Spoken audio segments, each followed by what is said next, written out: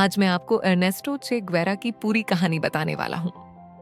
उससे पहले आपसे एक रिक्वेस्ट है, वीडियो को शेयर करना और चैनल को सब्सक्राइब करना मत भूलिएगा। तो चलिए चलते हैं वीडियो की तरफ। वो 20वीं सदी का सबसे चर्चित चेहरा था। दाढ़ी वाला, टोपी पर लाल सितारा लगाए एक नौजवान। नाम था अर्नेस्टो चे ग्वेवारा, पर दुनिया उसे बस चे के नाम से जानती है। 14 जून 1928 को अर्जेंटीना के शहर रोसारियो में जन्मे चे एक सामान्य परिवार से थे। बचपन से ही उन्हें सांस की बीमारी अस्थमा सा था, लेकिन ये कमजोरी कभी उनके हौसले को नहीं तोड़ पाई। वो पढ़ाई में तेज थे और डॉक्टर बनना चाहते थे, लेकिन किस्मत ने उनके लिए कुछ और ही लिखा था। कॉलेज के दिनों में उन्होंने अपनी मोटरसाइकिल उठाई और दक्षिण अमेरिका की यात्रा पर निकल पड़े। इस सफर में उन्होंने वो सब देखा जो किताबों में नहीं लिखा था, भूख, गरीबी और अमीरों गरीबों के बीच की दीवार। यही सफर उनके दिल में आग बन गया। एक बागी सोच की शुरुआत हुई। डॉक्टर अर्नेस्टो अब सिर्फ एक डॉक्टर नहीं रह गए थे। वो एक ऐसे नौजवान बन चुके थे जो दुनिया से सवाल पूछना चाहता था। क्यों कुछ लोगों के पास सब कुछ है और बाकी लोग बस जिंदा रहने के लिए लड़ते हैं? 1955 में मेक्सिको में उनकी मुलाकात हुई फिडेल कास्त्रो से।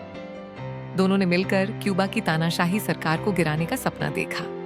चे ने अपने मेडिकल बैग को छोड़कर हथियार उठा लिया। पहाड़ों और जंगलों में छिपकर उन्होंने गुरिल्ला युद्ध शुरू किया। हर लड़ाई में चे सबसे आगे रहते। उनके साथियों के लिए वो सिर्फ नेता नहीं, प्रेरणा थे। कई सालों की लड़ाई के बाद 1959 में आखिरकार क्यूबा की क्रांति सफल हुई। तानाशाह फुल्गेंसियो बत्तिस्ता देश छोड़कर भाग गया और फिडेल कास्त्रो नई सरकार के प्रमुख बने। चे ग्वेवारा को क्यूबा के बैंक का अध्यक्ष और उद्योग मंत्री बनाया गया। लेकिन चे को सत्ता नहीं चाहिए थी। उनका सपना किसी एक देश तक सीमित नहीं था। वो मानते थे कि जब तक पूरी दुनिया में अन्याय और शोषण है, तब तक असली आजादी नहीं मिल सकती। इसीलिए उन्होंने क्यूबा छोड़ा और अफ्रीका और दक्षिण अमेरिका के कई देशों में क्रांति फैलाने की कोशिश की। आखिरकार वो बोलिविया पहुंचे, जहां उन्होंने सरकार के खिलाफ छोटा गुरिल्ला दल बनाया। लेकिन इस बार कहानी अलग थी। लोगों का समर्थन कम था और सीआईए ने बोलिविया की फौज की मदद की। 8 अक्टूबर 1967 को चे ग्वेवारा को घेर लिया गया और गिरफ्तार कर लिया गया।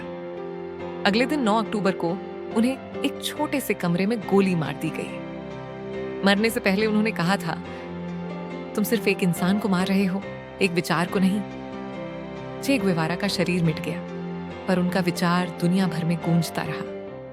उनकी तस्वीर आज भी क्रांति, आजादी और बगावत का प्रतीक है।